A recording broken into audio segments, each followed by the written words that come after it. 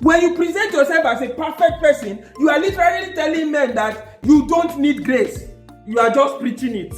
If we are to go back to these metrics, listen. By the grace of God, I am not fornicating. I have not stolen anybody's property. Nobody can come forward and say I have duped them of money. This is the problem. In the end, the testimony is I have. And if we are to bring ourselves back under those metrics, let's go back to Jesus then.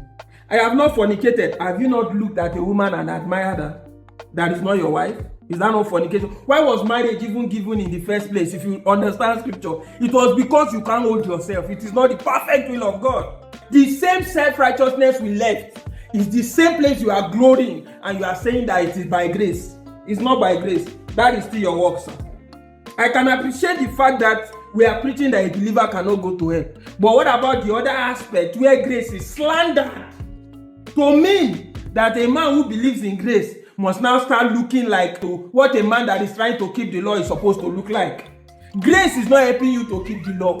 Grace is helping you to live a life that is not built on the traditions or the customs or the rules and regulations of men. Grace is telling you that God is on your inside, and it is that God that dwells in you that decides and dictates what you do per time. It is not the laws of men. And Romans chapter 6 is the reason why many grace preachers shy away from the fact that even if you continue in sin, it does not change a bit of what God has given to you.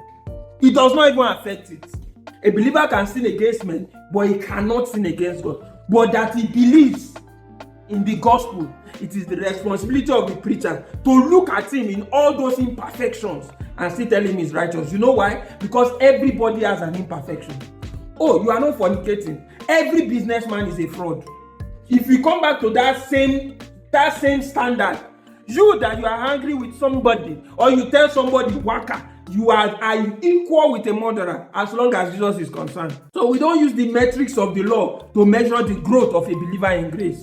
We don't do that here. Our lives will never look like the laws of men. Our lives will never look like the traditions of men. But it is in that same life that God is glorified.